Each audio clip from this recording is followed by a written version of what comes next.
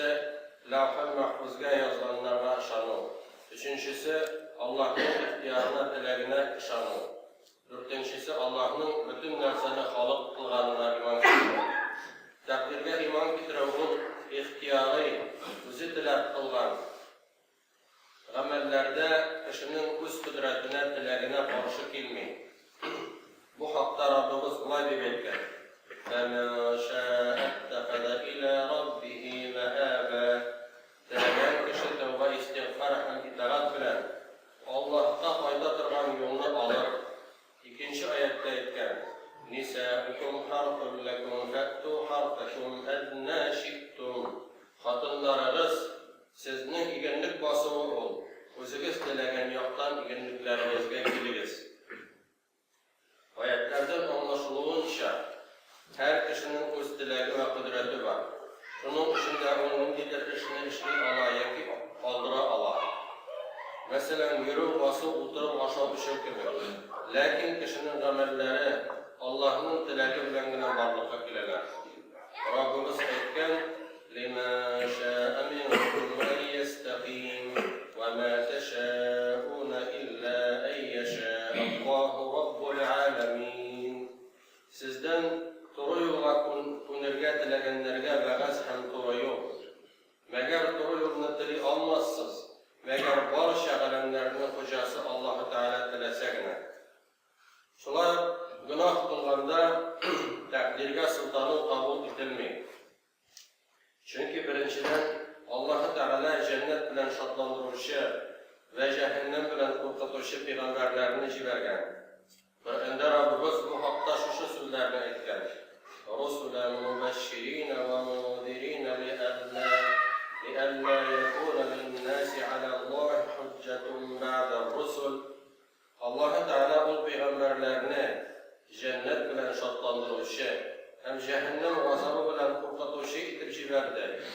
Bu kişilerin Allah karşında ilçilerden son, ey Allah bizge kitap indirmedin, Rasuller göndermedin deyip aytırgan delilleri, aklanımları bulmasın düşün.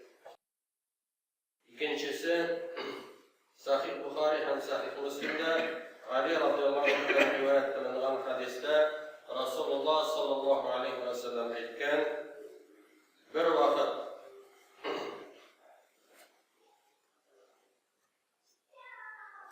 yani bunda indi bu hadiste Ali radıyallahu anh getirgen, aytken, söylegen bir vakit biz Medine'deki Bakir el-Garqad ziyaretinde cenazada katlaşkanda bizden yanına Peygamber aleyhisselam girdi. O oturdu. Biz ise onun iresine oturuştuk. Onun bilen zor tügül bir dayak vardı. On başın idi hem dayak bilen şiirini hazır başladı hem etti. مَا مِنْكُمْ مِنْ أَحَدٍ إِلَّا وَقَدْ كُتِبَ مَقْعَدُهُ مِنَ النَّارِ وَمَقْعَدُهُ مِنَ الْجَنَّةِ. Sizin aranızda cennette iki cehennemde oranı bilgilenmeyen kişi yok. Ey Allah'ın ilçesi, bizde yazılanda dayanmasını dediler. Ol, əməl kılırız. Bit her kim nefse için yaratılgan olsa, şunu kılır jingileytileşek dedi. Demek, bizning əməl kılırga, özümüzün mümkünlüklerimiz var. Kim nindi əməl kılar, şol bulacak, şunun için cevap verecek. Üçüncüden, Allah-u Teala bendege elinden gelgen nerselerini yine yükletken. Rabbimiz etken, La yukallifullahu nefsen illa vus'aha. Allah-u Teala hiç kimge kişi jitmegen işini yükletmez. Meğer kişi jitken işini yükletir. Onları etken, Fattakullaha mestata'tum vesma'u ve ati'u. Halinizden gelgençe Allah'tan korkunuz, kişiniz jitkençe günahlardan saklanırız ve kuşkanlarını öteriz. Hem Allah'ın sözlerini dinleriz ve itaat ederiz. Eğer bende günahlı işken meşgul edilse, ona ondan tutulup bulmayan nerse yükletilgen bulabilir. Ama bu nerseni Rabbimiz bizge hiç de emir etmedi. Şuna günah mecbur itilse, ondan kutula almaz idi. Dördüncüden, Allah'ın takdiri bizden mahrum bulmagan yaşarın ilmi. Biz anı baratik takdir durmuşta aşkaşkanı bileriz. Şunun içinde günah kılışının bu mine takdir kılıngan diye ve Allah'ta barada naşar uydurmasına olur. Beşinciden, her bende bu dünyada özü için faydalı olan nersege mutlar. Bir de fayda alır fırsatı kelip çıksa, takdirge sıldanıp girip bakmayın. Enigasın ahiret haberlerine kelgende özüne zarar işlerge tırışa bu takdir dip günah kılar. Rivayet ettiler. Ömer radıyallahu anh'a bir uğurlaşkan kişini hüküm getirgenler. Tegesi ise, tegi kişi, tuktap tut öyle, müminlerinin emiri, min bit Allah'ın takdiri bilen uğurladım diyen. Yani min gayipli değil diyen bana deyindir. Şunda onlar Allah, وَنَحْنُ اِنَّمَا نَقْتَعُ يَدَكَ بِقَدَرِ Bey, biz de bit baratik Allah'ın takdiri bilen gına kulunluk ise bizde.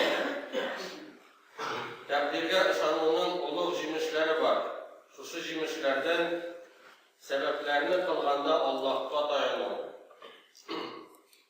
Sebepinin üzerine göre dayanıp dürüst olmaz. Belki sebeplerini varlıkla getirişi Allah-u Teala'ya dayanıp gerek. Kaşın bende Rabbisine tevekkül kılıp sebeplerini kılsa ama Allah'tan cinillik gelir. Bunun misalı Meryem anamızın halidir. Rabbimiz aytken وَهُزِّي إِلَيْكِ بِجِذْعِ النَّخْلَةِ تُسَاقِطْ عَلَيْكِ رُطَبًا جَنِيًّا Ey Meryem!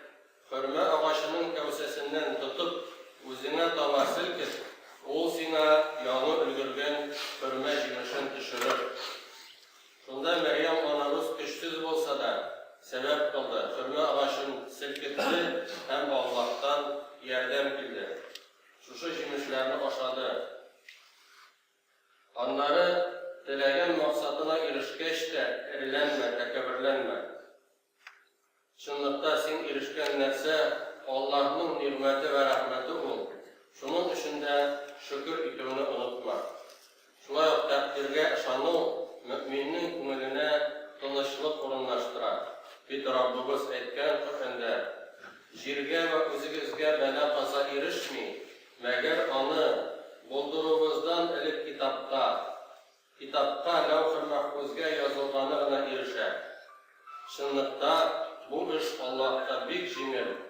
Siz dünya nimetlerinden yuvalttan nerseleringizge faydalanmasın.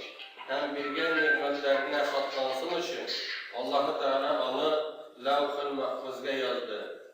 Allah özü bilgen nimetler bilen tekebirlenişi hem baksanışını suymayın. Tirmizi'de ve İmam Ahmet'te rivayet edilen hadiste İbn-i Abbas radıyallahu anh etken bir vakit min atla atlanıp Peygamberimiz aleyhisselam'ın ortunda oturganda ol aytdı. Ey malay, min sana bir neçe söz öğretem. Takvalı bulup Allah'ın dinin sakla, hem ol seni saklar. Allah'ın dinin saklar, hem Allah özünün yerdemi bilen